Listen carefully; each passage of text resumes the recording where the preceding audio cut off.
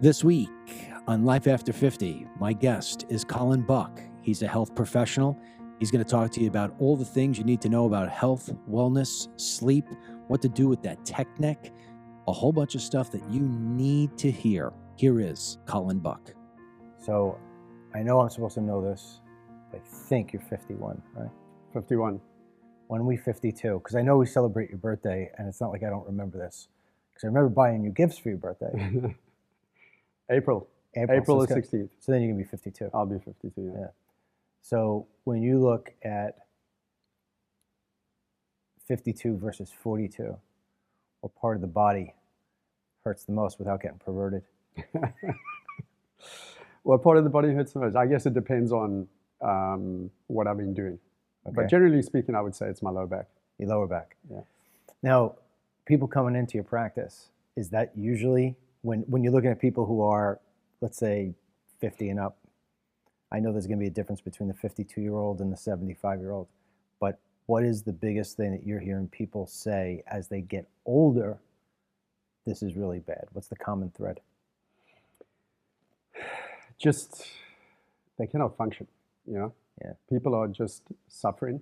Yeah. Chronic pain Yeah. is really where most of the people are coming in for that. However, like I have a practice that's built around referrals. Yeah. So some people will be like, hey, go to Dr. Buck because of your stomach issues, for example. So we get a whole different range of people with conditions, which is what we're trying to get them to move away from, condition-focused care, if you will. Right.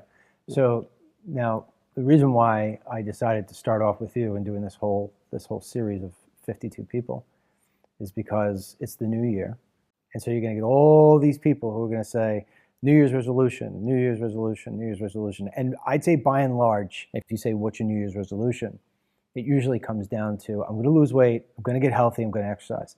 And that kind of stuff just always seems to burn itself out. Like, you get the people who do it for a week, month, 2 months, and then they stop.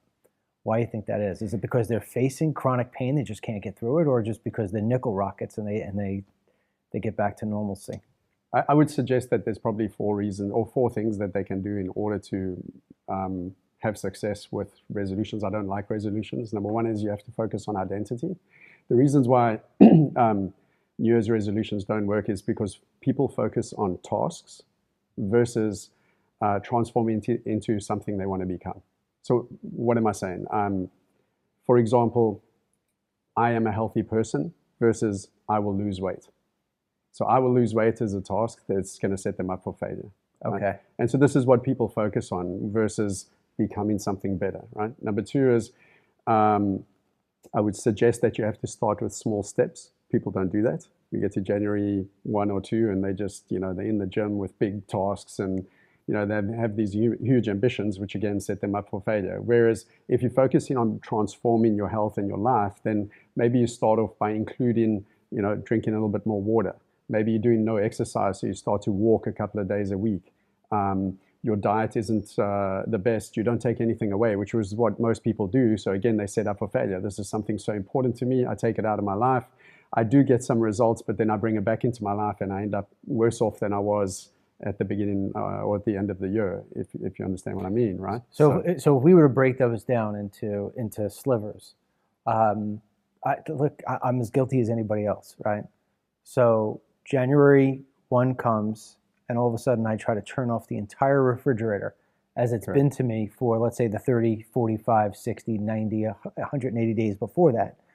And it's almost as if, like I even tell you this, on December 31st, I had a bagel for breakfast with cream cheese because I'm like, oh, this is my last one of the year. Then it was pizza for the afternoon. Then it was, a whole bunch of stuff at nighttime. It was cocktails. And then it's like the next day, my body's probably craving that same stuff that it was having. And I'm trying to go cold turkey. Yeah. So is that where the biggest mistake is, because you're going from 100 to 0? 100%, because you're not making it a philosophical shift, right? Mm-hmm. So it's like, come January, it's like, I want the bagel, but I shouldn't have the bagel. I want the bagel, I shouldn't have the bagel. And eventually, boom, it collides and you have the bagel, right? Okay. Because you haven't made it about a philosophical shift in, I want health. I want greater abundance. I want better movement, better thought. Like instead of focusing on becoming something better, you're focusing on, again, those tasks, right? So I want to avoid this. It's not going to work. So in other words, what you're saying is the mindset is on January 1, the person says, I'm going to give up versus I'm going to go out and get. Exactly. So I'm going to go out and get better health, better sleep. I'm going to go out and get better exercise versus I'm going to give something up, because nobody likes to ever give anything up. Correct. We talk about that all the time, even with our business, like with our DML CBD, right? Mm-hmm. We do all these BOGOs, and nobody buys the stuff regular anymore because they're all waiting for the BOGOs. We just couldn't do it anymore because the economy's so bad.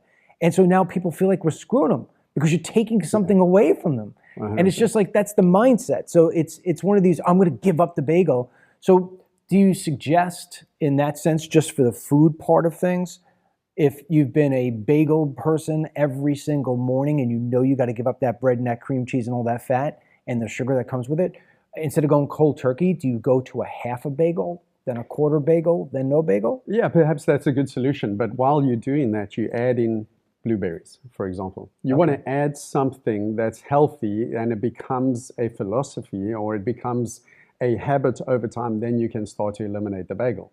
You don't take something away that's important and think that you're going to have a success by just adding something else. No, you have to make a philosophical shift. Now, this is a conversation you and I have had a gazillion times, just in our friendship going through the stuff, about food.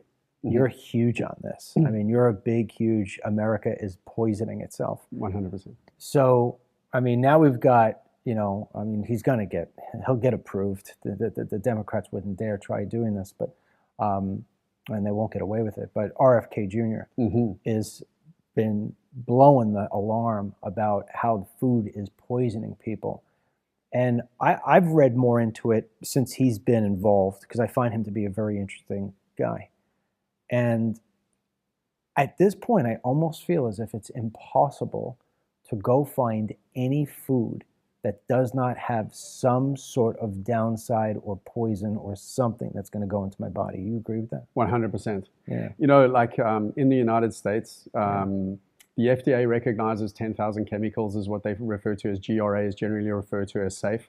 So they don't have to label them, they don't have to test them, they're just going to your foods, no problem. Mm-hmm. I think in Europe it's maybe 400 or a maximum of 700. So there's a big difference in what is allowed here versus over there. Glyphosate is, in my opinion, the worst of anything that can. What's glyphosate in? So glyphosate's the active chemical in Roundup. Okay. Yeah, and so the history on glyphosate is profound. I mean, I believe Robert Kennedy won some important cases against glyphosate because it contributes to different kinds of cancers, some of the lymphomas. Not only that, it pokes holes in your gut lining. It allows different proteins to get into the blood and potentially cross the blood-brain barrier. It's a chelator of minerals, so it literally goes through your body like a sponge and sucks out all your minerals and trace minerals, which is, most Americans are devoid of super important minerals like, magnesium, for example.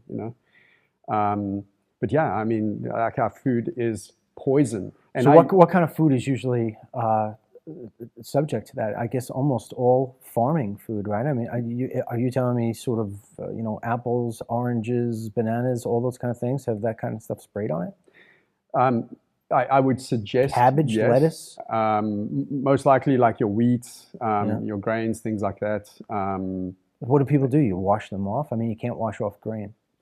I know I could go home. I do it all the time, and I don't know whether or not I'm tricking myself or just it's a mindset. But like if I go pick up a green apple, the first thing I do when I get home is I wash it off. 100%. Yeah, I mean, but has it gone to the point of where we're leaking through the skin of the apple, or is the apple that layer of protection? I mean, it most likely is a layer of protection. I would, if anything, I would peel the apple. Unfortunately, a lot of the nutrients are in the skin. Yeah. But I would peel the apple if it's a conventional apple. I'd prefer that you didn't eat it, but that's what I would do. Otherwise... You want to pick it from the tree? Preferably so. Really? Right? Yeah. So why, I mean, what is there to eat then if every single last thing is poisonous and no good? Are you saying that it's going to stay like that until somebody like RFK Jr. gets them to stop using things like Roundup? 100%. And I think he has a good idea around it. The way I understand it is like we employ so many scientists, right, in the FDA and so on. And we can take those scientists and say, okay, let's study these things that we believe are contributing to chronic sickness and disease in our society. And once they recognize the truth behind it, which there's more than enough studies to suggest that what we are saying is correct, once they recognize it, then they can take it from a legal perspective and hopefully clean things up. Why would countries like France and Russia and different other parts of the world, even Mexico, I think, have now, since probably around 2020, banned glyphosate, yet it continues to be used, and we know that it causes cancer. There's thousands of lawsuits against the company, which is now Bayer, right? They bought Monsanto. Monsanto was the company that, produced glyphosate. Why is it still available in this country? Why is it used in our foods? Why are we poisoning our own people? I used to suggest that your health is your choice, right? And I still believe that. However, when you have potentially your own government allowing for these toxins in the foods that are literally poisoning our own people, we have a bit of a problem there. So we need people like Robert Kennedy to come in and make these changes. I hope he can. Yeah. I totally align with his vision. Yeah, I mean, it's going to be a battle because those companies, a lot of the food companies are now companies that were bought by Big Tobacco. When Big Tobacco faced all their problems, they went out, I think Philip Morris went out and bought Nabisco. I mean, this is the kind of sort of thing. So these are huge companies with huge lobbying. Same thing with Pfizer's and the Modernas and all those places. I mean, RFK Jr. has got a bullet waiting for him somewhere. I hate to say it like that, but they've got a bullseye on his back. They are not going to like him at all. So if I can just add to it, a lot of the things that, it almost looks like, and if you will, without saying it, it looks like the food industry creates the problem and the drug industry recognizes the problem they're creating. So they make a pill for it, so they have a solution. And this is the way it looks, right? I mean, if you look at Ozempic, I think that's been designed through the system, right? So originally, I would say it's in the 70s, they claimed that fat was bad instead of looking at different kinds of fat. Actually, fat is good, but you just got to figure out which is the fat that's good, because good, healthy fat burns fat. They also then said, okay, sugar's bad, which we know it's bad, but they, instead of saying, okay, but the products that sugar are in, like Coca-Cola, for example, is just bad for you, so don't drink it, they replaced the sugar with artificial sweeteners, which disrupt GLP-1, which is a hormone that has to do with balance and appetite suppression and satiety, super important things. It disrupted that, so therefore, your brain was tricked into believing it got something or not. It didn't. So we got a fat society by making people eat low fat and have these artificial sugars, presenting that was the solution to obesity. It wasn't. It just made obesity a real thing. And now we've got Ozempic. Ozempic is out because it inhibits GLP-1. Right? So is that how it works? 100%. So here we're going to have a drug that, not inhibits, facilitates GLP-1. So it's now going to do the work that something we were given from the environment was suppressing. Do you see what I'm trying to say? Yeah, I want to go into that for a second, because as far as I'm concerned, that is sort of food and exercise. It's a cheat as far as I'm concerned. So I mean, Elon Musk, maybe other than Trump, the most popular person in the world at this point. I mean, he's got 210 million people following him on his own platform. Just put himself out as the skinny Santa, and is touting the fact that he's using that drug or some kind of form of it. Okay. How dangerous do you believe it is in people using those drugs, those weight loss drugs, versus the God-given way of burning more calories than what you take in? Yeah. So again, it's treating the symptom and not getting to the underlying cause of what the problem really is. It's giving you, oh, okay, well, don't worry. Like, we set people up for failure with a system that says, you are a machine made up of these parts, and don't worry, we can replace or repair them, versus nurturing the health of this ecosystem of cells, right? Everything working in harmony and balance together. So when we do this, what we're doing is we're saying is, okay, you can go ahead and commit suicide by self-sabotage, do whatever you want, get fat, obese, and we'll just give you a pill that will kind of fix that for you. But guess what? You've got to take this pill forever. That's the problem. People have been led to believe by the medical model that they are a product or a victim of their genes, which is not true. Old age or bad luck. And this is not true. It's because we have this wait and see, this health complacency, if you will. No one has a health plan. Everyone gets up and does the same thing every day, expecting to lose weight. It's not going to happen. So therefore, well, it must be genetic. And now I believe they've convinced parents that this obesity pandemic in the United States, which never used to be. Never. Right? It never used to be. Never. In the 70s, you looked at beaches. Beaches were filled with people that we had aspired to be like. Yeah. It was amazing. Girls right? wearing bikinis and guys wearing Speedos. Correct. I mean, now today, I talk about this all the time, Colin. Back when I was a kid in school, in grammar school, I still remember his name. His name was, I won't say his name, God forbid he's watching, right? But his name was Bobby. And I wasn't friends with him. But the reason why I know him like this is because he was the only obese kid in our entire school. 100%. And then Now- we spoke about it. Like behind his back, we would speak about, man. We'd make fun of him. Correct. We call him chubby, we call him this, we call him that, because he was an anomaly. Today, he's the norm. Well, we've normalized it Yeah. through marketing as well. I mean, Yeah. look at Victoria's Secrets and all these companies that try to normalize something that shouldn't be normalized. It shouldn't be okay. Like, it shouldn't be something we should make fun of, but we should help these people understand that it's a choice. Your sickness or your health is your choice. So somebody, sticking to the focus here of Life After 50, I mean, the person who's watching this, the majority of my audience is 45 and up. Okay. So, we'll even go down 5 years here, but, to somebody who's looking at you right now, 52, completely fit, right? Take care of yourself, you ride your bike, and we're going to get into you in a second. But what do you give them as far as advice? Not getting to the exercise component yet, I want to get to that. But in terms of the food, because we've already scared them that everything's sprayed with garbage, everything's poisoned, right? I mean, we said, hey, you can't go cold turkey on January 1 and think that you're going to survive that. What kind of foods, if you had some off the top of your head, how often should people eat? Is it big meals, small meals? In terms of the food, what would be your advice to somebody? I mean, look, you know me pretty well. I'm a lot thinner than I was when I first met you. But at the same time how many slices of pizza have you seen me eat? So we'll have pizza and we'll eat the burgers and we'll eat the crap. I mean, what would you suggest for an everyday person to say, hey, come on, give this up and put this in? Yeah, it's difficult in society. Sorry, I know you're asking me what would I suggest, but we live in a society where there's a lot of fad diets, right? So right now, I think the two extremes is one is you're plant-based and the other is you're carnivore.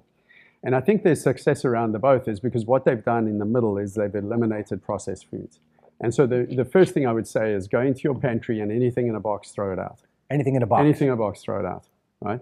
The ingredients inside of what's in a box will blow your mind if you actually look into and obviously now more and more people, and I welcome this. There's a lot of medical doctors moving away and saying, hey, listen, what we have been doing for however long has been contributing to the chronic sickness and disease epidemic in the United States, and they're coming into our world and focusing on the toxins in the foods. People are talking about the childhood vaccines, which is a difficult topic, but there's a lot of things that medical doctors are recognizing that they were doing, they were contributing, and now they're going to make a change, right? So one of the things is that they talk about is the omega-6 oils, so the seed oils and things like that. When I last looked at this probably 20 years ago in the United States, Americans on average were about, when we talk about omega-6 to omega-3, so omega-6 are all your vegetable and seed oils, and omega-3 is the fish oil, right? We should have a ratio of, at worst case scenario, in my opinion, 2 to 1, 6 to 3 or 1 to 1. Americans at that time, 20 years ago, on average, were about 25 to 1, up to 50 to 1 in a ratio of 6 to 3. Chronic Meaning inflammation. 1 on the fish oil. So the majority was correct. the seed oil. The majority of the seed oil, Okay. And so that just results in chronic systemic inflammation. And so So then, the seed oils are very, very bad. very bad. And the fish oils are okay. Fish oils are not just okay, they are needed. Like it's probably the only nutrient that your body doesn't make that needs. And people are just not eating fish, and they're not eating the right kinds of fish. Now, there's other sources of omega-3 oils. What are the right kinds of fish? Well, I would suggest things like mackerel and sardines and anchovies, those types of fish. The three fish that everybody hates. Because everybody says, yeah, I'll have a Caesar salad, but without the anchovies. I mean, it's the first thing that comes in. So, I mean, other than those three fish, which I don't know if I would be able to do, I mean, what about, the basic salmon. Things like salmon? Yeah, but stay away from farm-raised salmon. Farm-raised foods. So you want wild caught fish? Wild caught. Wild caught, because farm-raised fish are literally living in these fisheries, pooping and eating in the same environment that they are being fed, obviously, and that they live. So they cannot be healthy. Parasites and all sorts of nonsense are going to be, in my opinion, more abundant in fish that are farm-raised than in fish. And they eat in genetically incongruent food for them, so they're going to be sick.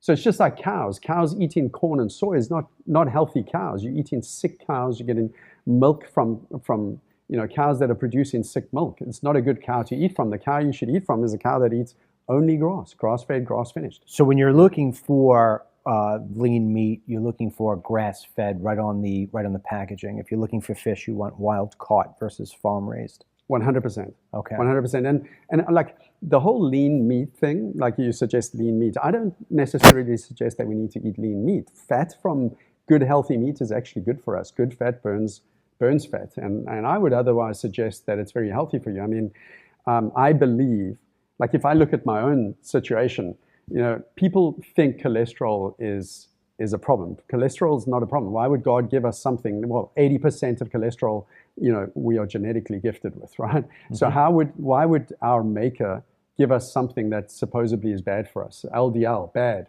HDL, good. Nonsense. There's no such thing. It's all good. The problem is not the cholesterol. The problem is the reason why cholesterol is high is what we got to look at, which is lifestyle and dietary choices, And that's what's causing systemic inflammation. I mean, cholesterol going in and getting stuck into the arteries, causing atherosclerosis.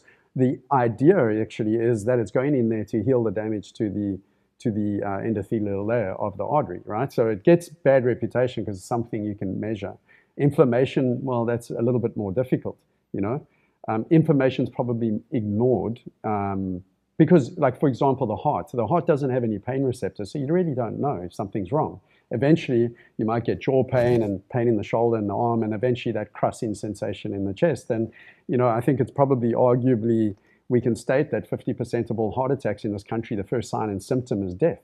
Why? Because you just don't know there's a problem, because you're treating something, cholesterol, you're thinking that that's the cause and it's not. And we can go into the science behind that. And it's, arguably I would suggest that, taking cholesterol drugs means you'll live the same amount of time or less, just die with a lower number. The problem is the side effects, Of the statin. Of the statins, correct.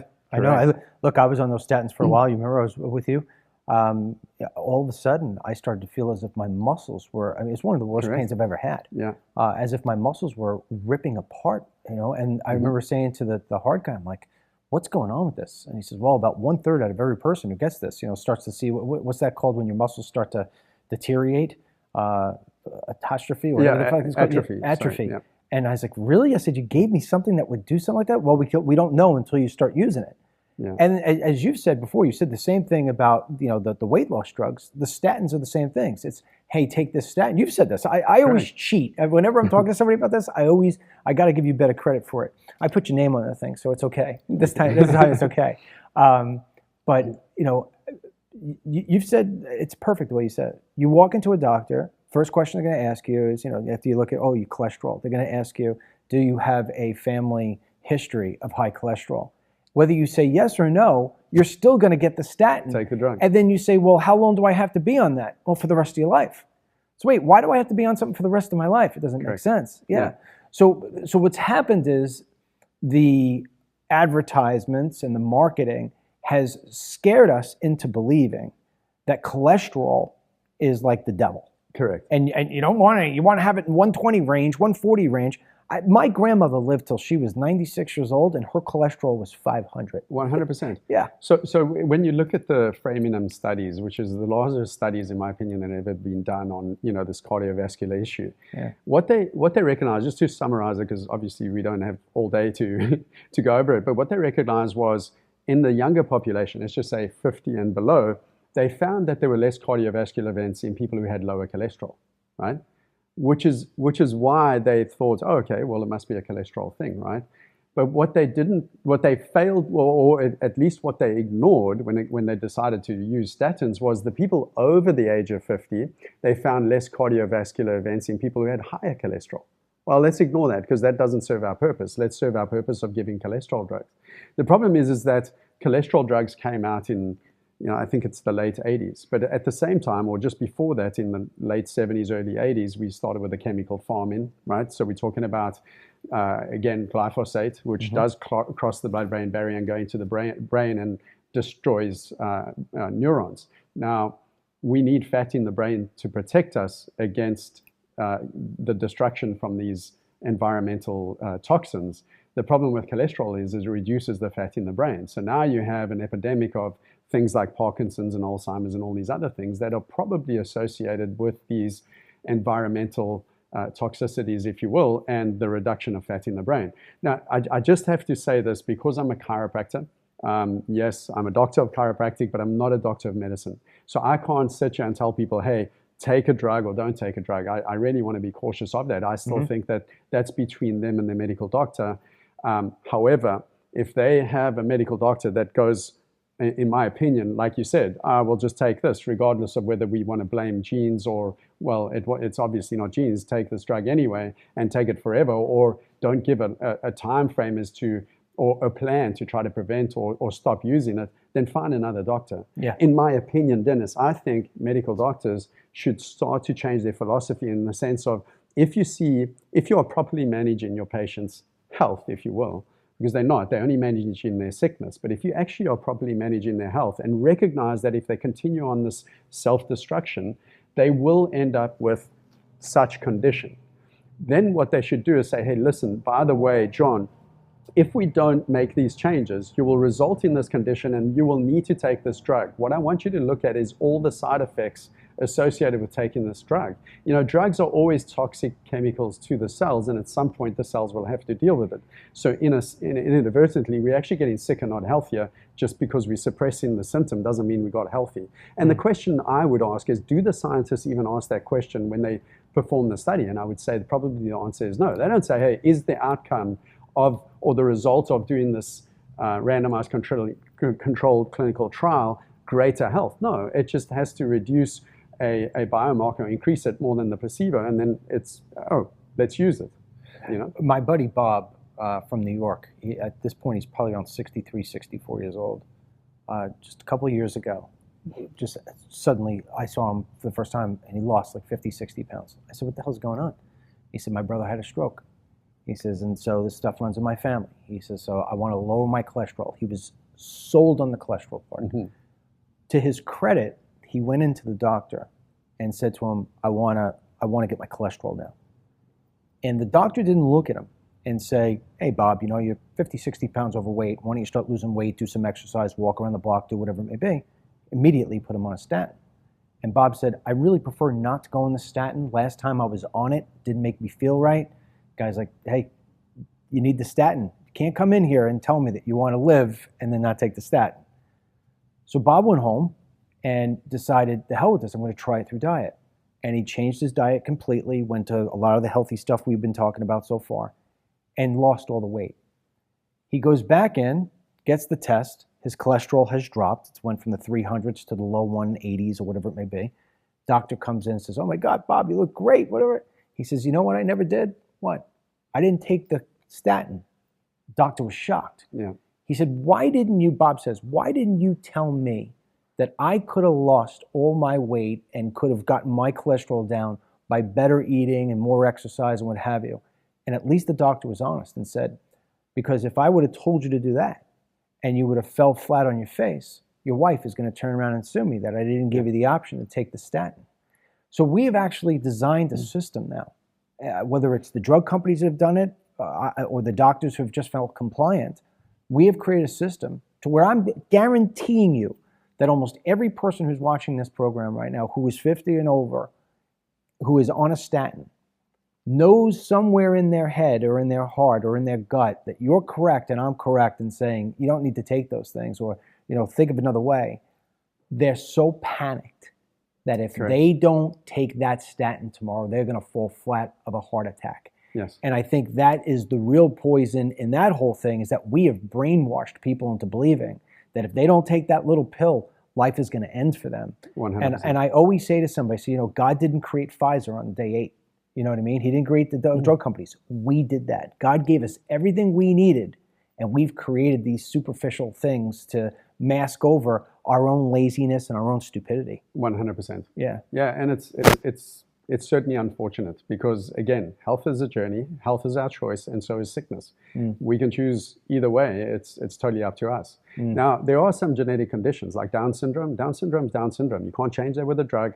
So it is what it is, and that's unfortunate. But the majority of the conditions that Americans are suffering from, the majority are suicide by self-sabotage. They're lifestyle diseases or diseases of lifestyle habits. So getting back to just the food part, I want to move to exercise.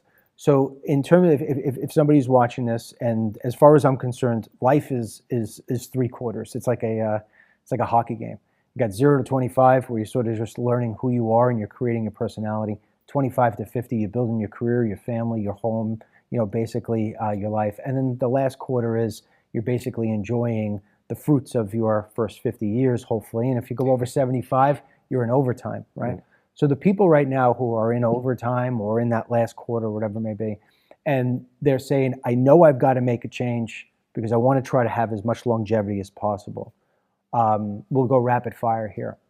Is it better to have lots of little meals throughout the day, or the fasting that they talk about, intermittent fasting, 1 meal during the day? I mean, you hear so many different things. What does the body need in order to be able to really operate on its best?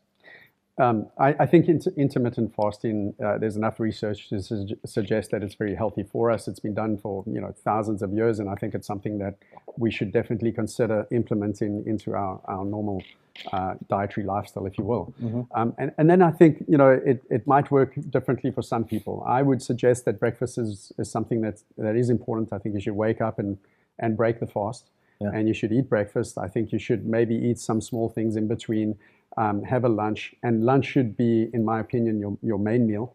Okay. And then, some small things in the afternoon, and then dinner should be something light. Perhaps, again, it depends. Like we've got this faction of people saying plant-based, and we've got meat eaters, and I'm in the middle saying, both are good for you. I don't think meat only is the best option, and I'm not suggesting that carnivore people are only eating meat.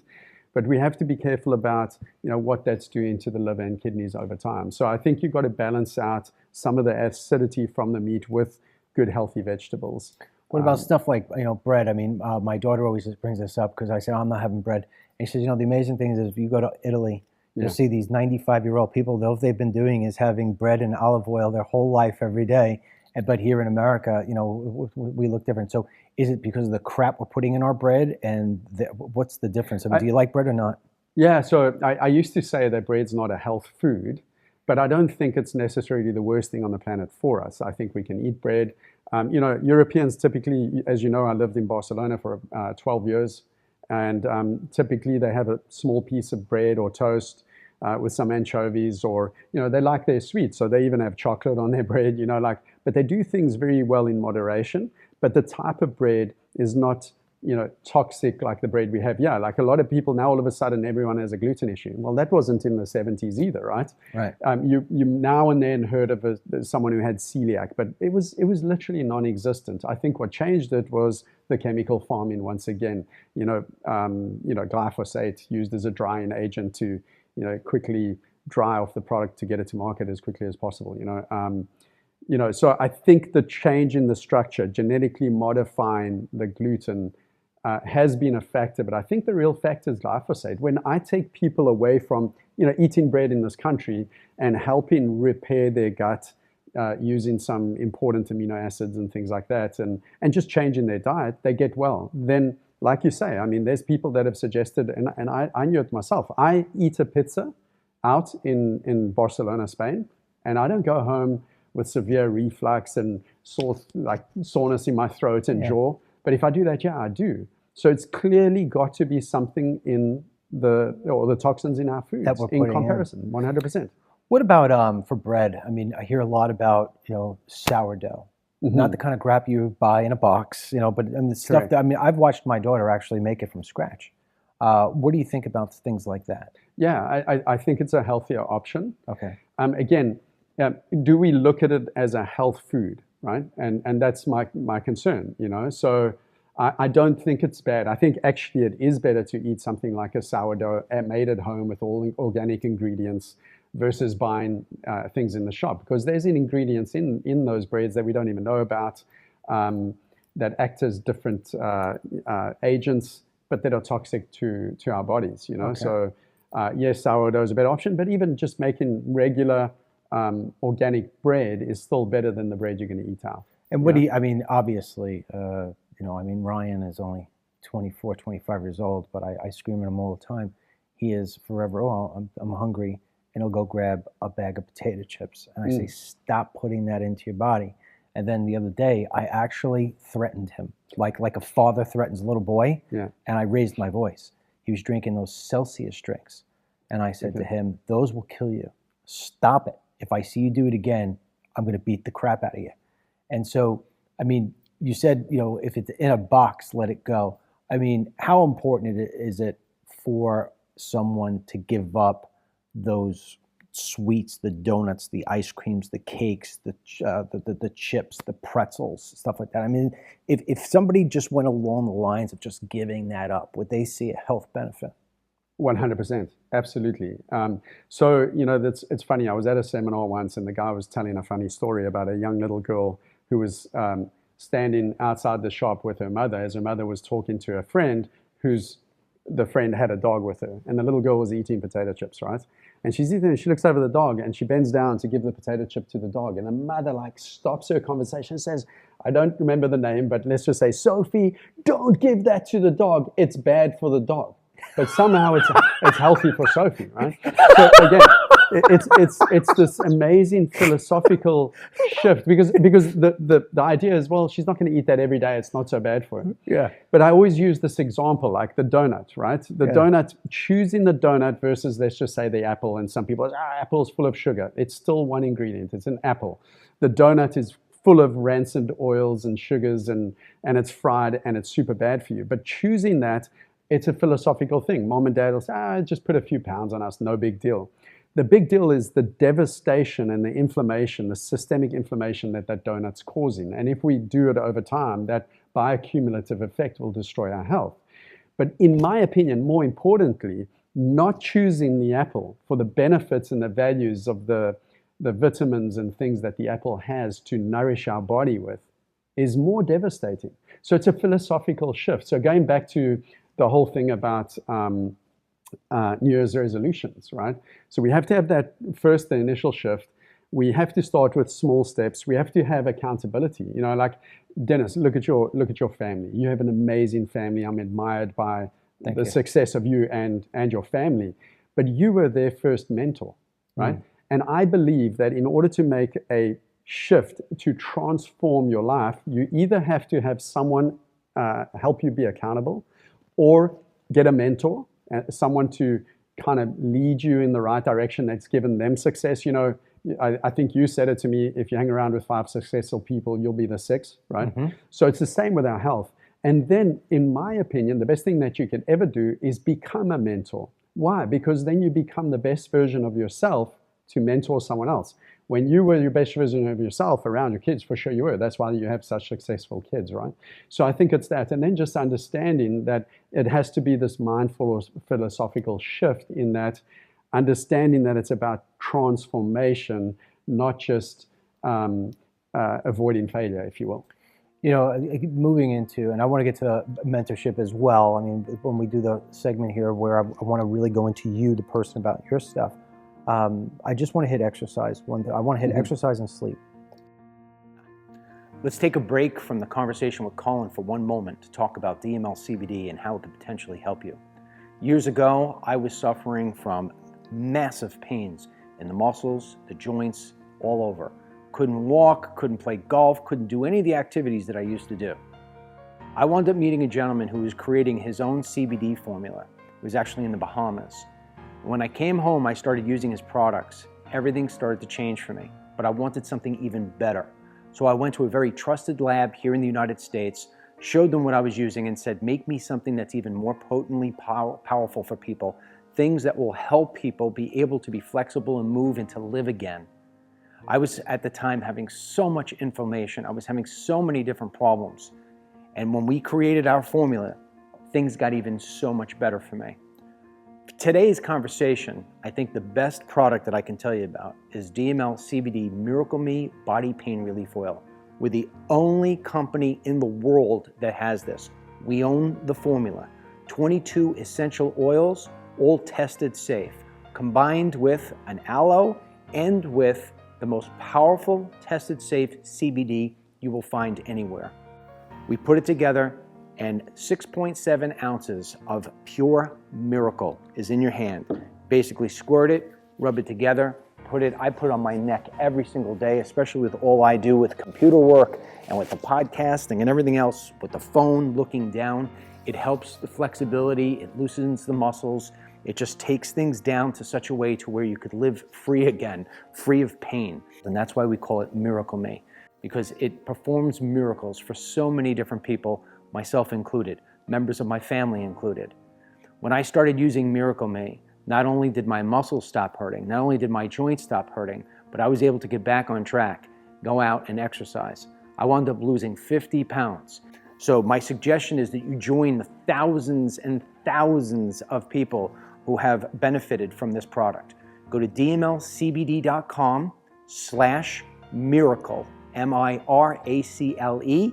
Put in the coupon code BUCK, inspired by Colin Buck today, BUCK at checkout. You will save 25%. And I'm telling you, you get this product, it is a game changer. dmlcbd.com/miracle, coupon code BUCK, BUCK. Give it a try. Start off your new year the right way. Now back to Colin. So for years, when I was gaining weight, because I was just always on the run going, it was McDonald's, and the thing about the McDonald's, you grab the McDonald's because there's nothing else on I-95 or any other one of the highways that you're on there, or, whatever you're going and you're in a rush. It's the only crap. You got that, Taco Bell, Burger King, KFC, which one you're going to pick, which poison want to kill yourself with. Right. And so you grab it and you say, all right, I'll start tomorrow. And then, so what I've done in the past is I said, you know what, I'll exercise. I'll go to the gym. I buy the new sneakers. I get the new sweatsuits. I buy the gym membership. Before you know it, I'm out $1,000. I go there the first day. I'm there for 20 minutes. I'm sweating my ass off. I'm like, this is no good. Somebody's on the machine that I want to use. So I pass by it today or whatever. And then slowly but surely, all that money I spent is wasted because I give up on the gym because I'm not seeing the results. And what I learned from being with you, when I first meeting you, was this was the longest term I've ever lost weight and kept it off. And what you taught me pretty well was it was more about my diet than anything else. But then when I incorporated diet and exercise, and I didn't go start lifting weights and doing crazy stuff or whatever, I just started walking 4 or 5 miles every day, trying to get those steps to 10,000. But if I at least got them over 5,000, I felt like I accomplished something. And then the kids would even say it. I'd be walking in the rain. If it was raining out, I still went and walked because it became such an obsession that I had to have that calculation on my phone. And then it was the combination of the walking and the eating. And all of a sudden I started feeling like, wow, I'm sleeping 8-9 hours. Wow, I'm feeling good. I'm not having those aches and pains. So between the food and just actually the walking, my blood pressure went down. It was like 120 to over 72. No blood pressure medicine, anything like that. I cut out all medicines, only my CBD. So how important is it for people to stay active, not just changing what they eat, especially at our age and older, especially the people who listen who are 70 years old say, Dennis, I can't go to a gym. I can't lift a weight. All I can do at best is walking. How important is walking? You know, there's enough research to suggest that walking 5 days a week, 20 minutes a day will change your life. And it can prevent 20 minutes. Think about how short 20 that minutes, is. that's it. Yeah. And it can 100%, it can reduce certain conditions like high blood pressure and cardiovascular disease by certain percentages. I don't know them off my head, but it'll blow your mind the amazing results you can get from just doing that. Now, I had patients in Spain. They'd walk everywhere, right? Because they live in these villages or cities and they walk all over the place. And I say, no, that's not exercise. We're talking about exercise, right? So what I would suggest is tell your brain that you're doing something healthy for it. So you put on the clothes and the sneakers and everything. You actually go walk with the intention of doing something healthy for the body. Where I have a saying, movement is life and life is motion, or life is movement, right?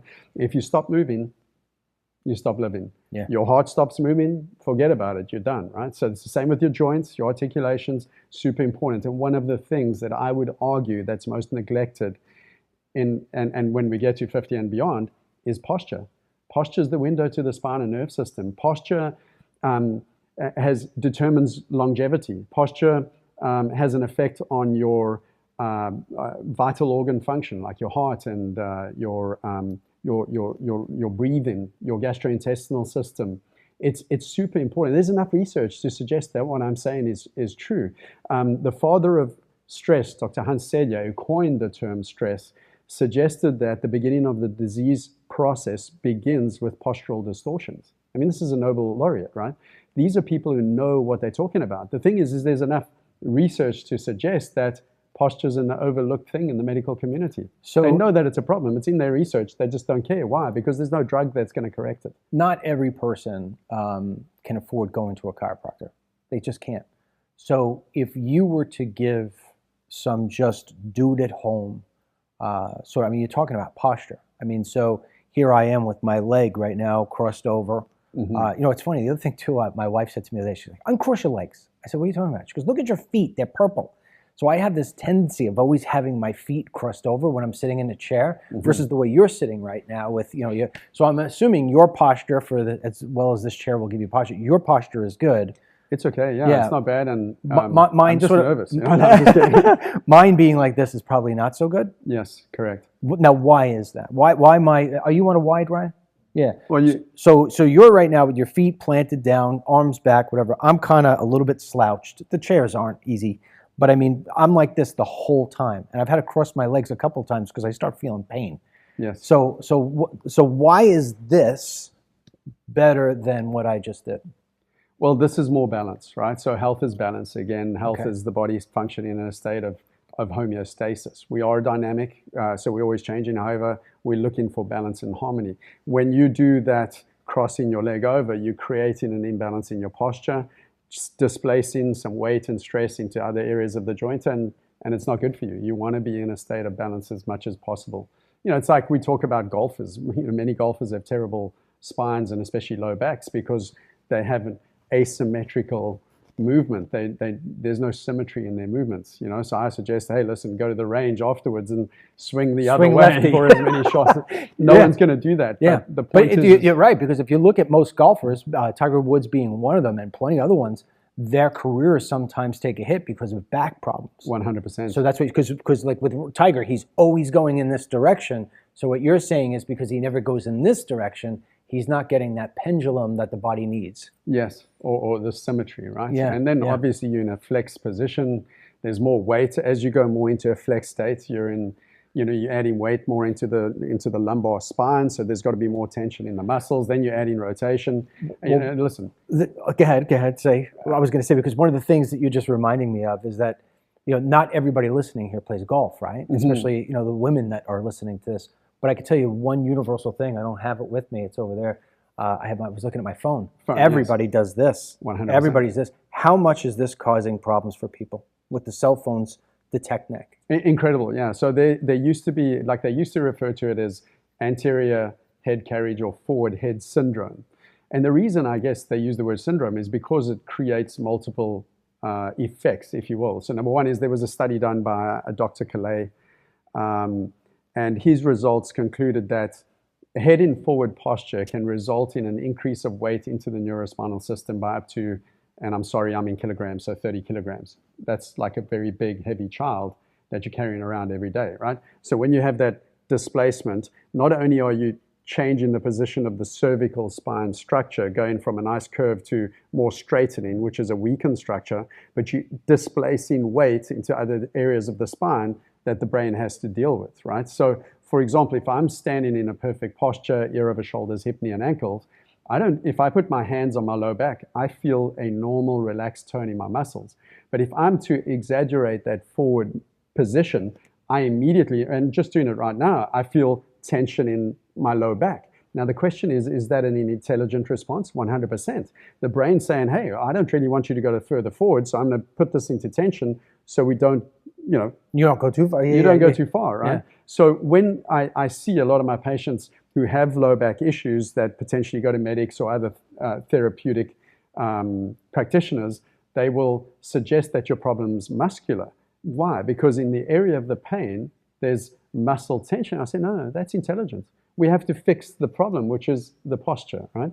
So we also know that it affects the area of the brain in the brainstem that, and really the research suggests that there is an imbalance that occurs in the muscle tone around the level of C1, 2, 3, and 4 in the neck. So those muscles, the change in tone, affect the areas of the brain and the relay stations that are involved in the control of vital organ function, right? So like heartbeat, respiration, gastrointestinal system function, immune system function, blood pressure regulation. All of these things can be negatively impacted by this.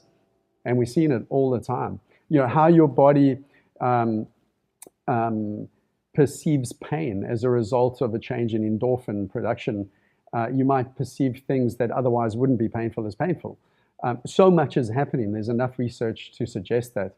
Hyperkyphotic posture in older people decreases their mortality. I think this was a Journal of Geriatrics study, I can't remember which, suggested that your mortality is reduced by 1.44 years as a result of a hyperkyphotic posture. So let's stop at that for 1 second, because I know, going back, I know just from being in your office, the majority of your customers are, I'd say, even older than 55, right? Just from my visual guess. What do you, because I had asked you the question before, give us some tips that people could do at home. There are a lot of people who probably have that hunched over sort of thing, and they say, oh, I couldn't dare get back up. Is there anything that people can do at home by themselves just to improve any of this stuff that we're talking about, notwithstanding put down your damn phone? Yeah, correct. I think that's where we have to start. Everything that we're doing is involved in, I guess, initiating our flexors, right? Mm-hmm. So it's pulling us this way because everything we're doing is taking us that way. So I suggest let's work on the extensor muscles. So just, looking at the neck, all we can do is like look in the mirror at home, keep your chin perpendicular with the ground, and move your neck in a posterior, displacement, I guess, if you will. It's almost as if like you were a bird just pecking at a tree or something like that? Yes. And so you're just doing these exercises. You're doing those exercises, do certain, 5 to 10 repetitions, stop, and then I would do it with my hands, and I would have my elbows out, my hands behind my head, and do it against resistance. So now I'm pushing back, but notice my head's going nowhere. Okay. And then I relax. And so I count to 3. So I'm putting this back like this. I'm trying to push back, but my hands are keeping my neck from going back. Yes, 100%. So there's a resistance. So the head's going this way, the hands are going that way to kind of keep it in this kind of motion right there. If I can't, versus this going forward and back. Correct. So what you're doing is you're getting deeper into like the ligaments and tendons and helping kind of release that stress in that area and helping the head come into a better posture. And then we can do it with rotation. Right? I was going to say, because one of my big things too, Colin, is like if I'm driving, I'm always like, son of a gun, I can't get my neck past this much. 100%. And a lot of people, they turn in their whole bodies to see behind them. And one of the most, like in my older patients, one of the comments is, oh, wow, I don't have to use my shoulders to turn anymore. So one of the things is the same as what we just did with the posterior translation of the head against resistance is rotate your head to a point of initial resistance. Mm-hmm. Then you're going to put your hand against your cheek and you're going to rotate against the resistance of the hand. You're going to count to 3, 1, 2, 3. You'll come back to the middle and you'll see if you can go a bit further. Oh, I can.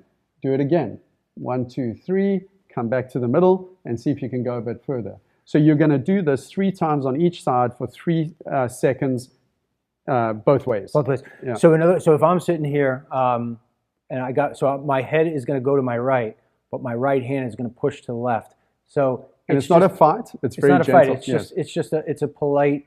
Correct. It's a polite tug. So Yes. to say. Like 100%. if I were to say to you, "Come on, let's go," and I just tug you a little bit versus jam you. Yes. Okay. Correct. Yeah. And so you're doing that every a few times during the day, or at least one time during the day with those reps? So I would suggest You're going to start to feel the difference? Yes, 100%. I would do it at least 1 time a day. Like, listen, you see a baby innately, like babies are so innately intelligent, right? Why? Yeah. Because we haven't taken, given them full of fear and don't do that and don't do this. Everything's innate. Yeah, right? yeah. So when you see a baby waking up, I ask people all the time, well, what did they do first? Most people say, oh, they cry. No, they might cry, but the first thing they're doing is stretching as they're crying, right? Yeah. A baby stretches. A dog or a cat, you see them get up from just a nap, they're stretching, They stretch. right? Because they know the importance of the movement of the neurospinal system. People look at, if they do, the spine as this inanimate, this object that just holds us upright against gravity. In the meantime, it's interrelated with the nerve system. It houses and protects it. The nerve system is who we are. Mm-hmm. It's everything about us. It's what controls and coordinates the function of every other system in the body. And when you have this important structure, we must keep it moving. Movement is health, and health is, or movement is life, and life is movement. Important with the spine, right? So it's yes. Every morning when you get up, start with movement like a baby or a cat or a dog, right? And when you generally see a dog doing it, most of the time they're doing extension, right? So we're working on extension. So you can even get down on your tummy and lie on your tummy, put your elbows underneath you, and just kind of push up and work on the extensor part of the on the back. Yeah, on the back. So if you're laying down on the ground, you'd put your arms underneath, and then you would just sort of pull back. Correct. You just kind of push up off that. Just again, gently go up, count to 5. So if this is your legs and this is your head, you're going to be like this. 100%. Now, you don't want your pelvis coming off the ground. If that's coming off the ground, you're not ready to go past that point. You want your pelvis nice and relaxed on the ground and just lifting up against that. Now, what I would assume, if people are doing those sort of things right there in the morning, it's not going to take them home more than 5-10 minutes. Yeah. That will probably help them walk easier to do that 20-minute, 30-minute walk every single day, because the stretching 100%. is allowing more of a sort of limber sort of person to be able to go. I mean, I know one of the things I started doing was I go, and it's cost a lot of money, so I know a lot of people can't do this, but I have been going to get a massage once a week. Mm-hmm. And the reason why I did it is because I just felt myself always being so tight, because I'm always on the computer, I'm always doing a podcast, I'm always on the damn phone, and I'm like so tight. I just want my muscles to be more loose. And I can feel the difference of having that. So one of the things I did for the New Year is I bought one of those self-massages where you could just take it, it's got the thing, and I just put it on my body. And then my son-in-law to-be just bought me one of these mats. It's like it's got like a needle mat. What the hell do you call that?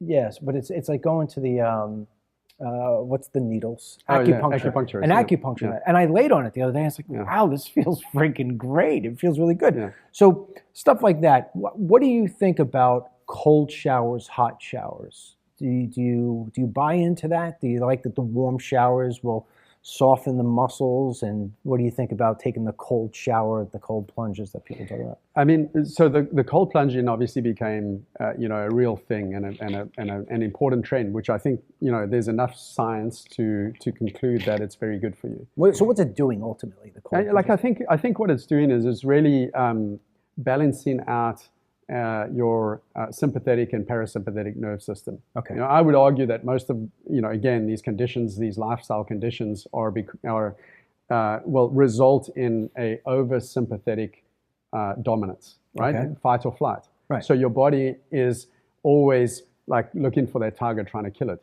So when that's the case, the brain's going to say what? Well, there's danger around, so I don't need digestion right now. That's why we have half the world suffering with digestive issues. Right. I don't need thoughts to do what we're doing now. I just need to survive. So at the expense of your digestion, at the expense of your concentration, you need to send the blood to your extremities so you can fight or flight. And I think there's enough research to suggest that it helps kind of balance out The cold. the cold does that. But so does sauna. I would argue that sauna is even better. Why right? is So that? that's heat. The research concludes it. There's so much research around the two. Now, going back to the cold, I think Wim Hof, he's a guy from Holland. Right. He made a lot of this famous. I mean, the guy's incredible, and he would The cold plunges he made very famous. yes, Yeah. but also breath work. Breathing. Yes, Breathing. and I think everyone should adopt a breathing into their everyday strategy or into their health plan. And the reason is because that for sure balances out the parasympathetic and sympathetic nerve system, as well as it increases your immune function.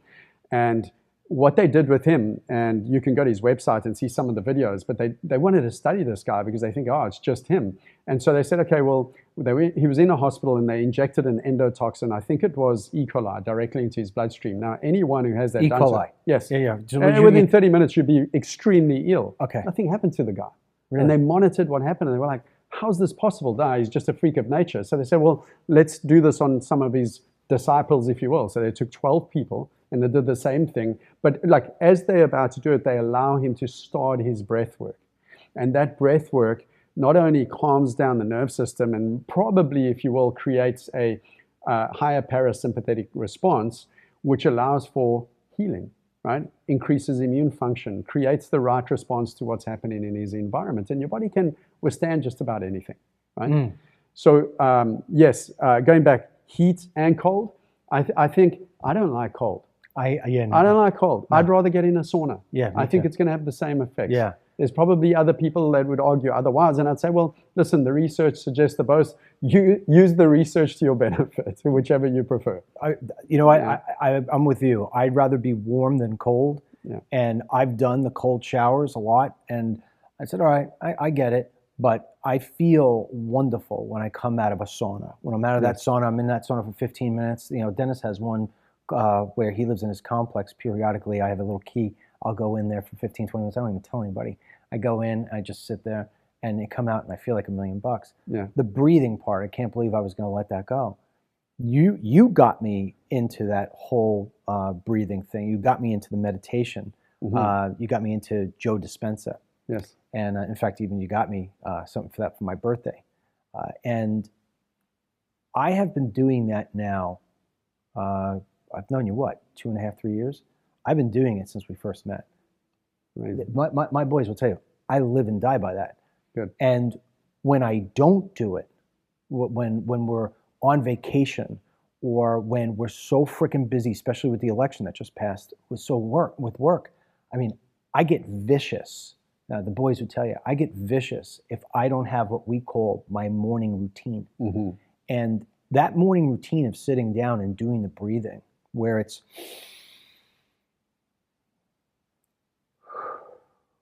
that in for 5, hold for 5, out for 5, sometimes 7, 8, whatever seconds people say.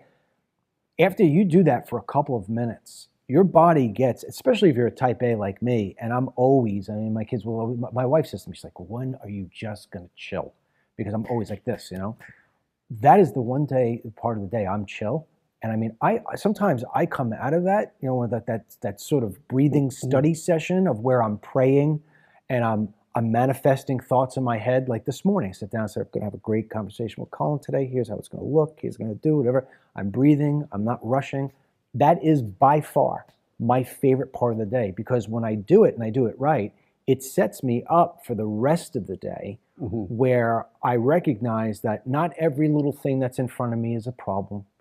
It's small stuff isn't going to be the bad stuff. And then when there is the bad stuff, the real bad stuff, I handle it much differently because I feel like I'm more in balance.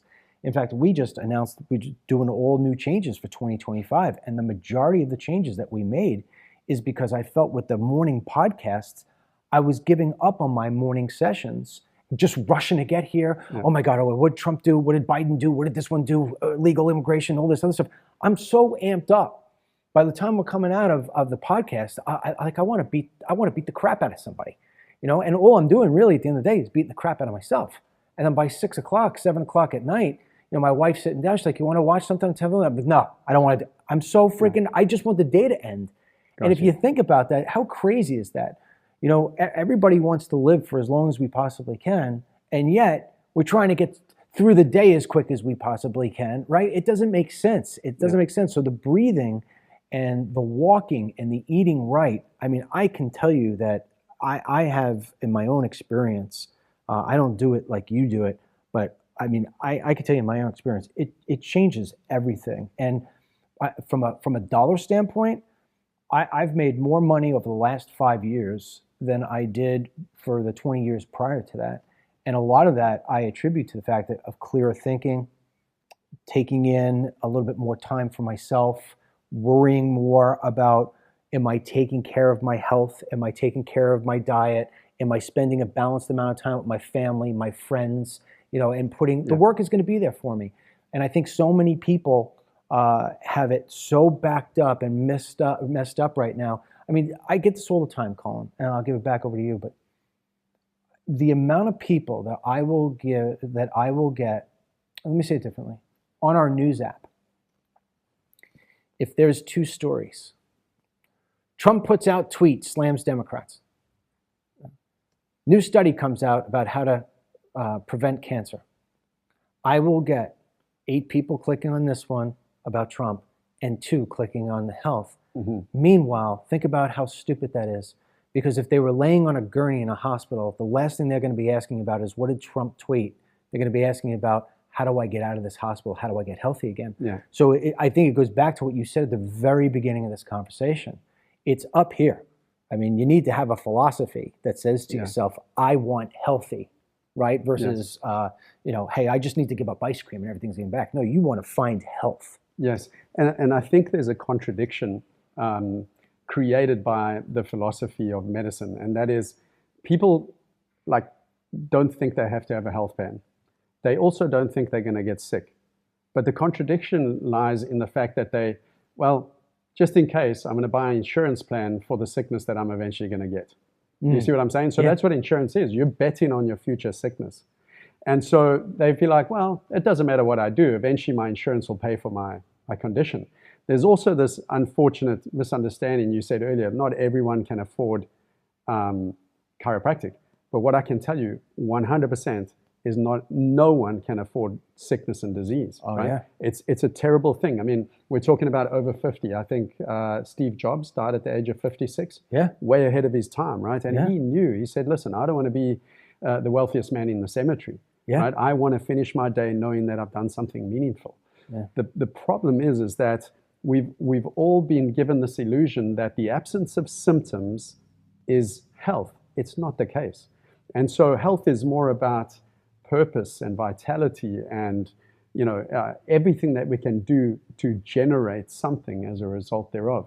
And going to, if you don't mind, like, I want to use my dad as an example. So my dad, as you know, he's 90 years old, plays golf 4 times a week, rides his bicycle. He's a healthy man. The reason why he's healthy, and some people say, oh, he must just have good genes. Well, his dad died, you know, at 83 of a stroke, I believe, if I remember correctly. So he's outlived his dad substantially, and I think he's still got a long way to go. But the question is why? Well, he was as good of a cyclist you could be in his era in South Africa. He's from South Africa, as I. So there's a lot of breathing, but it's exercise, it's motivation, it's, you know, have a mission to do something and strive for, you know, like there's purpose there, right? Inspiration, which maybe we'll talk about it because I've just finished a book that I'm writing and hope to publish in the next quarter or hopefully soon, but it's about inspiration. I think every meaningful endeavor comes from inspiration. You're a great, successful father and businessman as a result of, I'm sure, inspiration. We've talked about some of the things that you might be doing in the near future. You don't just do that. You do it because you're inspired to do it, and then you inspire others. So, you know, anyway, I think that's important. But my dad also was a diver. And so he would practice in my swimming pool, going under and trying to hold his breath for as long as possible. They would go to yoga classes to specifically do breath work in order to be able to, you know, do the snorkeling or spearfishing competitions that they had to do snorkeling and be able to be under the water for longer, right? Because they could breathe better.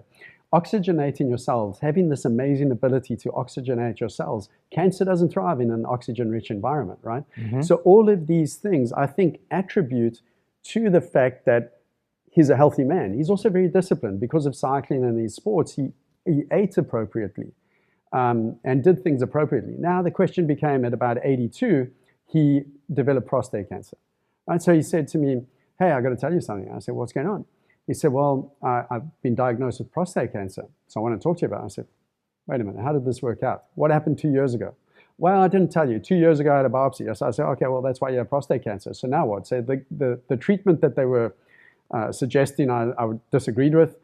I said, Dad, you're going to die of old age before this prostate cancer kills you. Let's find a doctor who will monitor you and monitor your blood work, and then we'll make some lifestyle changes and see what happens, right?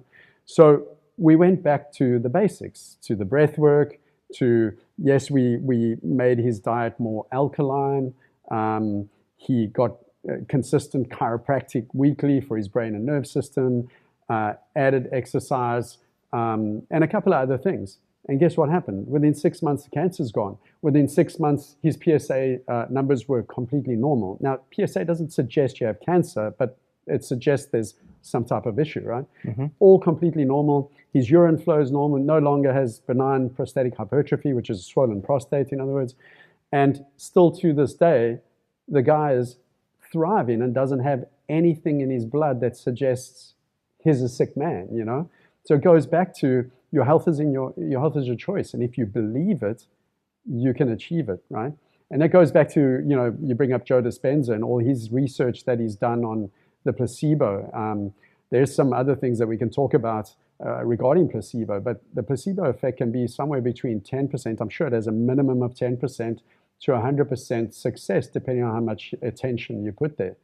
So, you know, all of these things result in healthy outcomes. But the problem is, we go back to what you said earlier, is there's this fear. What if I don't do this? And that's where the problem is. So you get tied into this system of keeping you on drugs. And I want to say this, if you don't mind. The problem is the future. The problem is our kids. The generation of kids now is the sickest generation in the history of the United States. Mm. This is also the first generation in many that will not outlive their parents. We have a real problem and we have to fix it. Colin, the new commercials, I just saw it the other day. It was a commercial for Cologuard that, you know, that packet you could buy to see whether or not you have colon cancer. And it says right at the end, we can't guarantee that the results we're going to give you are accurate.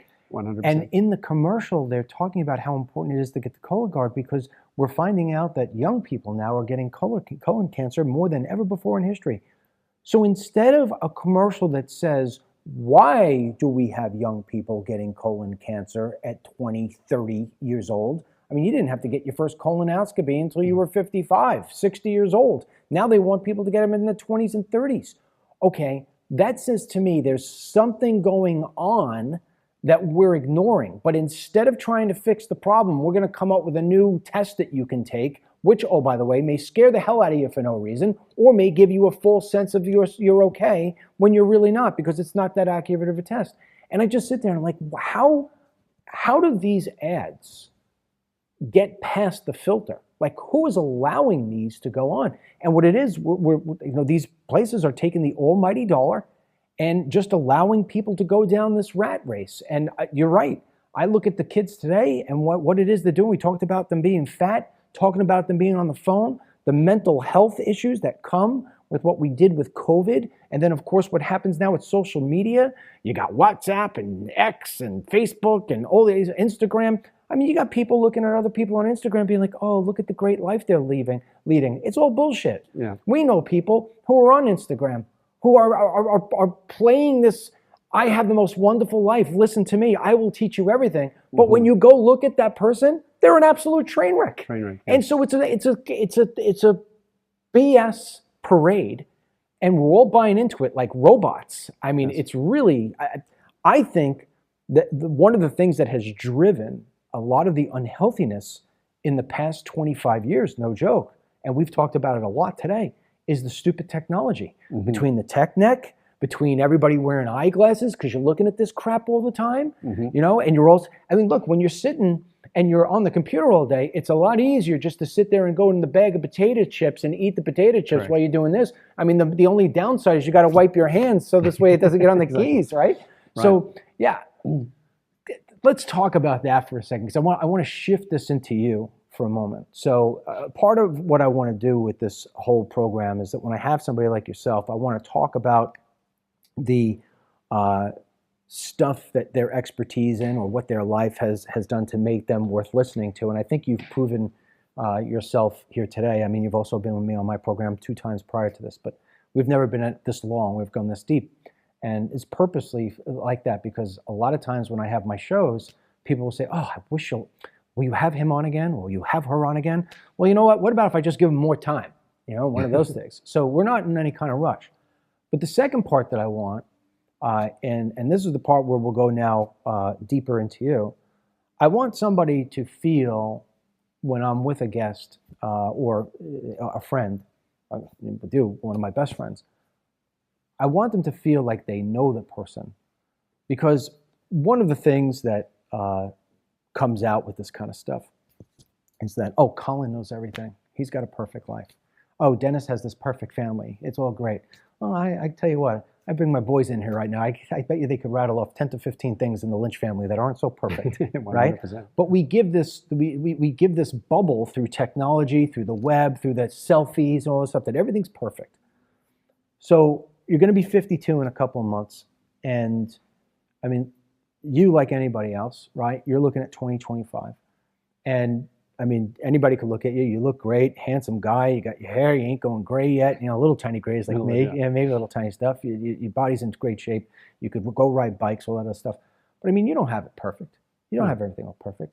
You know, I know there's parts of your life right now at 52 where you're looking forward and you're saying, all right, look, you know, how many more decades do I have? I want to do some new stuff with myself. Mm-hmm. So if you can, being as open as you want to be, you know, explain how it is that, yeah, you got a nice thing going, but, you know, you want something new. You want something more. So explain about where you're taking your path going forward in 2025 and beyond. Yeah, thank you for the question, because for me, I've looked at I looked at chiropractic being called to do it versus it's something I chose. I believe I was chose to do this. Now, chiropractic's been a profession that's been a very difficult one to be a part of. I mean, the guys in the early days were put in jail for practicing medicine without a license. That's not what they were doing, but the AMA tried its very best to kind of defraud us. So I think there's a stigma around the word chiropractic. I wish they'd cancel the profession and label it something else. And we'd probably be the most successful. Make your back great again. Yeah, you know, or functional neurospinal. I don't know. Come up with something that's trendy, because I think we would be the leading healthcare profession on the planet. What I have done in terms of the type of chiropractic I do hasn't changed for 130 years. We get in it right. We're not getting it wrong. Okay. Right? Medicine is getting it wrong. In 15% of medicine, they get it right. You know, someone has a heart attack or gets into a car accident or whatever. I mean, those guys are absolutely amazing. But when it comes to, I hate the word prevention, but prevention, health maintenance, and treatments of chronic disease, at best, they're failing hopelessly. Okay. Why don't I like the word prevention? Prevention, because it implies that something bad is going to happen and I have to try to prevent it, versus just manifesting health. Mm-hmm. So where am I going with this? I recognize that I can only help a certain amount of people, which is a substantial amount of people, wherever I am in the world, in the building that people come and visit me in. And so what I've decided is that, and thanks to you inspiring me to venture out and create a platform where I can educate not just my community, but beyond my community, and educate the world on what I know. Mm-hmm. Right? I just wrote a book, as we talked about. I wrote a book based on, listen, I got all this information in here from all the seminars I've done, from the chiropractic philosophy, from the vitalistic world in which I live, through which my children have grown up. I mean, my children, not to brag, because this is how every child should be. My children have never had to take a medication in their lives, right? Other people might suggest, yeah, but they should have at this moment in time. According to what, right? Yeah. So they, in my opinion, some of the healthiest kids on the planet, they've been all over the world, and they're here. I mean, not just here, they're thriving. So when I can give more people through the platforms like YouTube, creating a channel in YouTube and Instagram and TikTok and Facebook and perhaps X, if I can create this if you will, encyclopedia of information on vitalistic information, how to be healthy, I think we can change the world. Now, going back to Robert Kennedy, Robert Kennedy is a guy who's getting a lot of kickback because maybe he wasn't perfect as in his point to get to where he's at. Instead of focusing on the amazing questions that he's asking, because it's about questions. Yes. What everyone else has been asking is, how do I treat it? Bad questions. What you should be focusing on was, where's the imbalances? What have I lost? Why am I where I am? And what do I have to do to get back to my healthy state? Taking a pill to treat the symptom is like putting that Band-Aid over the check engine light and continue to drive your car. No one does that with their car. They all call a mechanic and get it in as soon as possible to say what's causing that light to come on. But they put the Band-Aid over their health. And that's why people are getting sicker and sicker, not healthier and healthier. So I want to bring information to the masses that'll help them kind of, live the life that I'm living. And as I'm getting older, as a matter of fact, the inspiration around the book came about when we were shut down in Barcelona. Like, they literally shut us down. During COVID. Yeah, during COVID. Yeah. So I started writing a book, and it was on and it was off, and it was on and it was off. And now in the last year, I've really kind of dedicated the time to just putting this information into a book. More than that, I want to talk about some of the transformations we've had in helping people repair gut issues, because the gut and the brain is interconnected. I've had conversations with medics that argue that there's no connection. It's completely ridiculous to suggest that. I mean, you don't have to sell me. I know it. Yeah, exactly. Yeah. I wouldn't say that Yeah. I had butterflies in my stomach coming, because I was a bit nervous. But if you do, like many times you get butterflies in your stomach, that's anxiety in the brain. That's an anxiety in the brain that you're feeling in your gut, right? Yeah. And then sometimes that brain fog that people have is anxiety in the gut that you're feeling in your brain.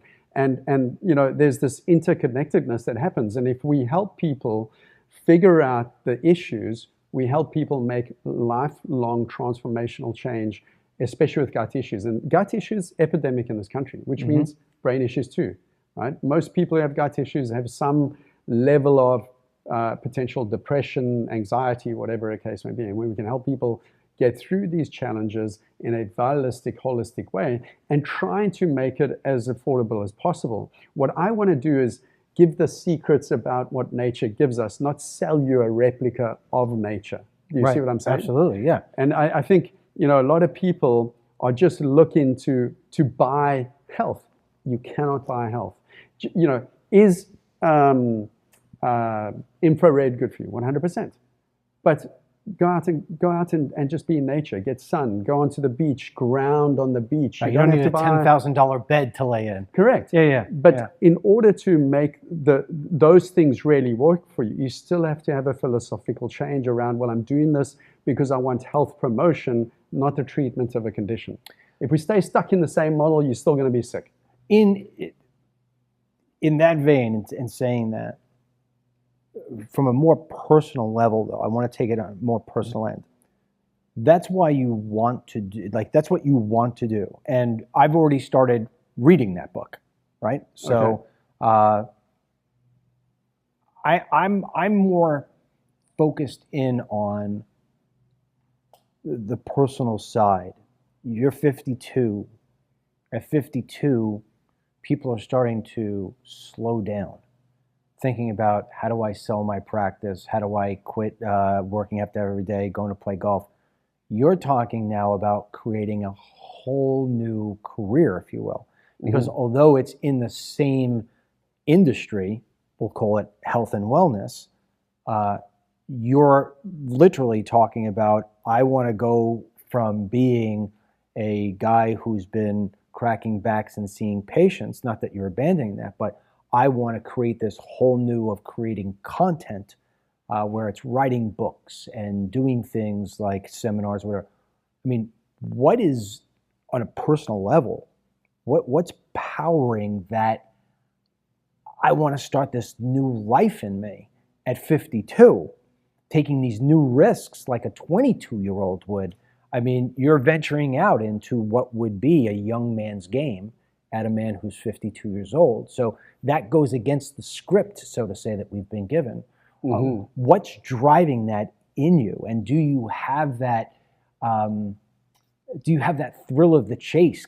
Are you feeling that, like, hey, I can't wait to get up today and tackle the book and tackle these new ideas that I have for a YouTube program? Yeah. It's interesting. We've taken, perhaps my wife and I, kind of a non-conventional, approach to our life. We've seen the world. We've traveled a lot. So we haven't bought a bunch of houses and, material things. We've experienced the joys of world travel. And when I was growing up, not only was soccer a passion of mine, but so was golf. And in South Africa, Gary Player was the man, right? It was Gary Player, Arnold Palmer, Jack Nicklaus, who were the three arguably best golfers in their era. And I looked up to him, and he said, the best form of education is global travel. And I took that to heart. I said, yeah, I want to travel. And so we've done that. And I think the experiences that we've gained, the knowledge that we've gained, the people that we've helped, the different philosophies around health, the different diets, everything has contributed to kind of the inspiration I have today. I think as you get, like you say, 50 and beyond, there is a different sense of purpose. My purpose has just become more, if you will, acute, in the sense of, it used to be just, I just want to touch people. I believe that through the power of touch, God will help me heal these people through removing interference to the nerve system.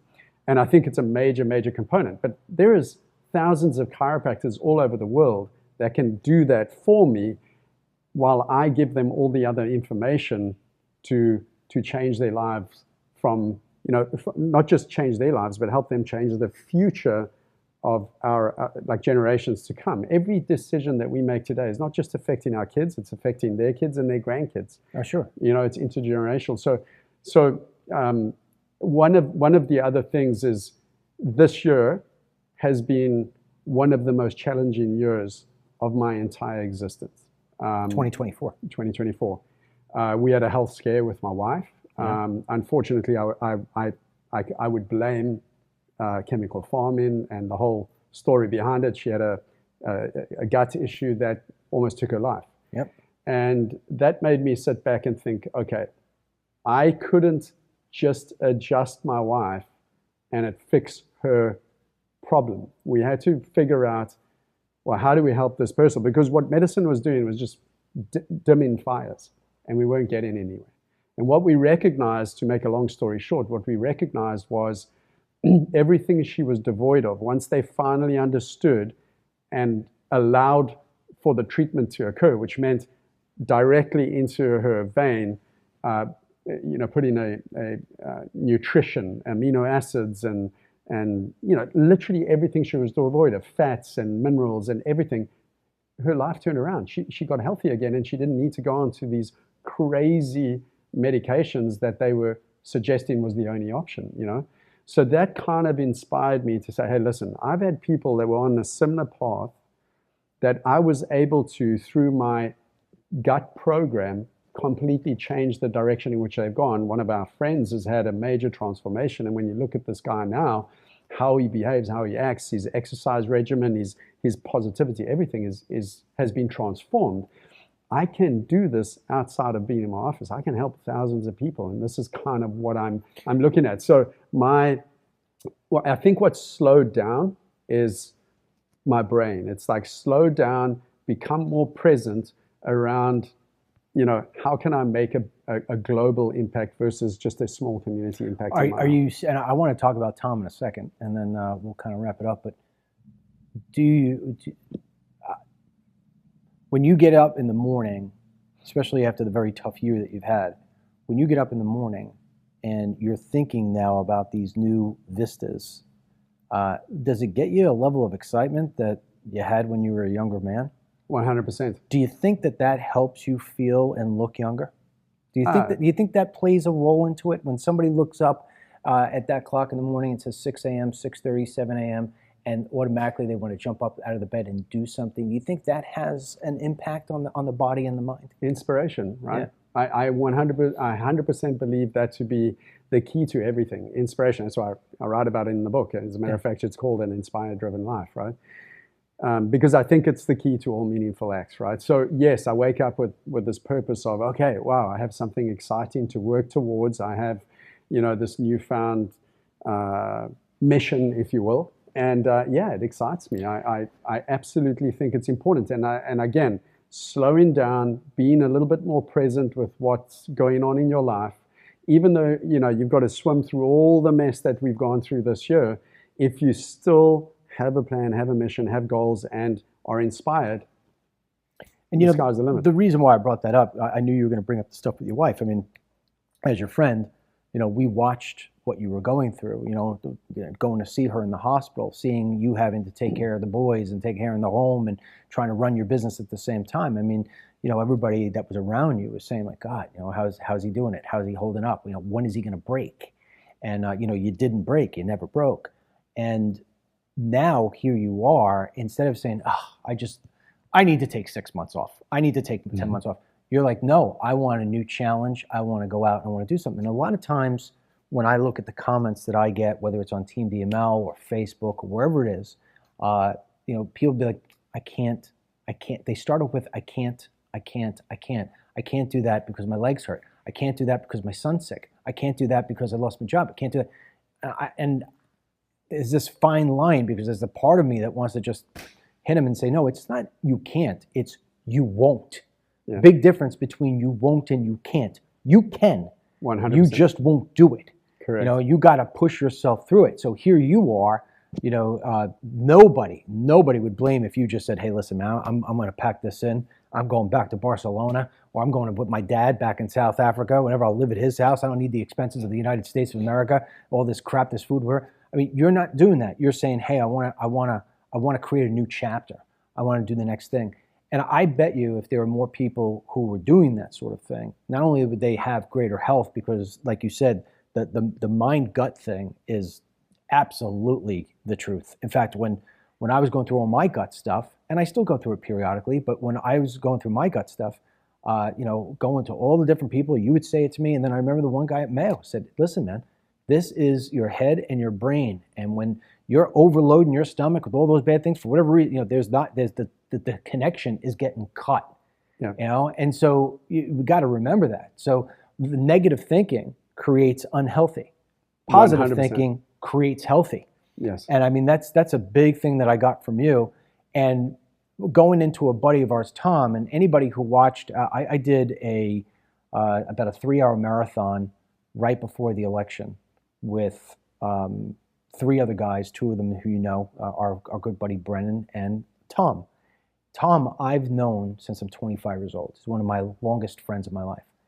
And when he moved here, where we were, he said, hey, how's your gut stuff happening? And I said, it's getting much better. And he said, what do you attribute to? I said, in part, this guy, Colin.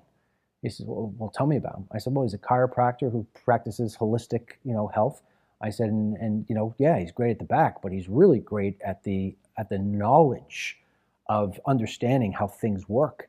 I said, and sometimes I just go into his office, he'll give me an adjustment. It's like, okay. I said, but I really just want to hear what he has to say. And I said, and he's changed a lot of things for me. And Tom, being 63, he'll be 64 next week. In fact, we're going to have a little birthday at my house for him. But he said, give me his number. And he called you. Now, let me tell you, I can tell that Tom always looked tired. He has the total white gray hair, right? It's white at this point. It's not even gray, white hair. And he would always have the bags under his eyes. And he's naturally thin, but he looked frumpy. You want to play golf? You want to do pickleball? Always an excuse of can't do it, not time right now, whatever. Consumed with his work, right? And I used to look at Mary and I'd be like, man, you know what? He's going to crash. And then he went to you. And now, we just, at Christmas time we saw him. He looks, I've known him since, like I said, 25 years. He looks the most healthy I have ever seen in his life.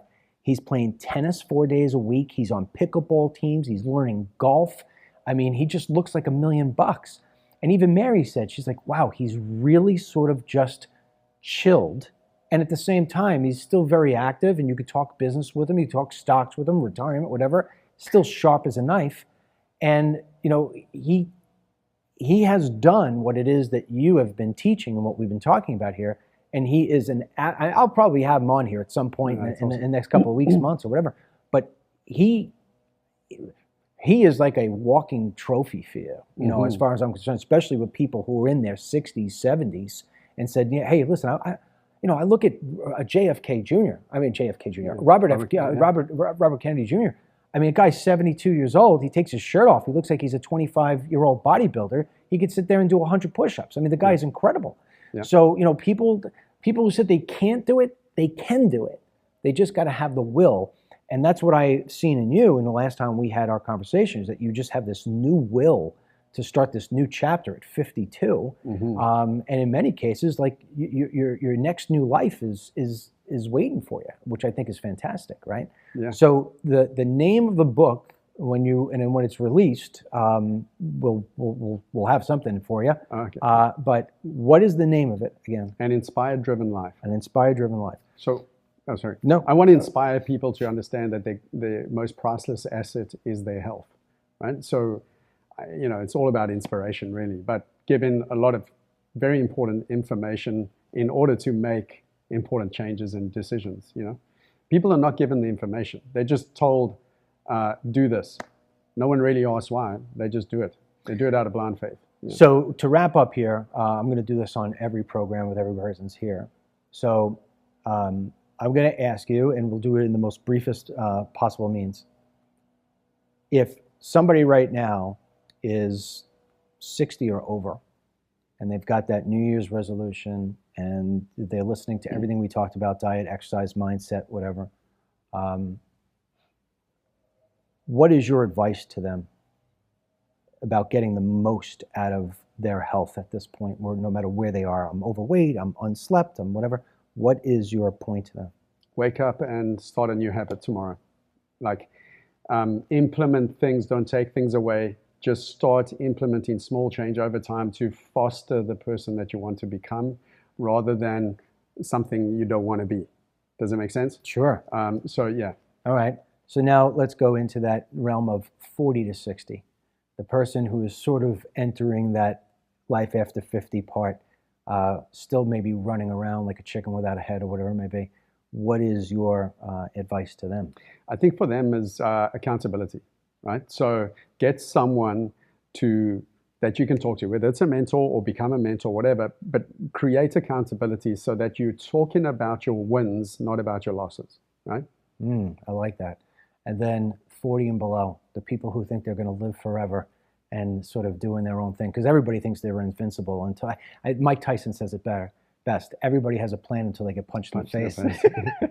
Well, everyone at some point is going to get punched in the face. Just know, like I think Rocky said, you know, it's not how many times you get punched. It's keep getting up and fighting, right? Yeah. Like I think it's, but don't wake up every day doing the same things expecting, you know, something like a better result. Wake up every day and think about the decisions that you made yesterday and try to improve on them. So create a plan, a health plan, a family plan, everything. And if anyone doesn't fit into your plan, you might have to just love them from a distance, right? So for example, when I got married early on, I don't want to really like divide things, but we had a certain segment of the family that wanted to tell us that what we were doing was wrong. In other words, our choice, not just philosophically, but based on the research and the studies that I'd done, was to not vaccinate our children, right? Now, to some people, they might be, you know, but now people are kind of starting to pay attention and ask different questions. You know, for example, does my child need the hepatitis B vaccine on their first day of life? Which doesn't really make sense. It's not going to excuse me for saying this, but get out of mom and just go have sex with someone, right, that has hepatitis B, or shoot itself up with heroin. It's just, excuse me, it's not going to happen. But I think the history behind it was people or prostitutes were showing up at hospitals and with hepatitis and transferring it onto the baby. So it's almost like, well, every mother's a prostitute. So let's jab the baby. It doesn't make sense. So it's you know, making these right choices. So we had family members that were telling us, you're ridiculous, you should vaccinate, this and that and the other. Those same family members, you know, always want to give us their understanding of what they think makes people healthy. And those same members are suffering with chronic health disease. And the other members in the family who chose to do what they suggested are the ones obese, overweight, fatty liver syndrome or whatever it's called. The kids are suffering. They've got asthma. They've got chronic disease, and my kids are thriving. Why? Because they did the normal things. They did the things that you're supposed to do in order to be healthy. So have a family plan. If you're young, you don't have a family yet. When you have a family, you're going to have kids. Have a plan. Be what you want to see for your children. Which, when you're about to have kids, probably you ask the question, "Hey, what do you want?"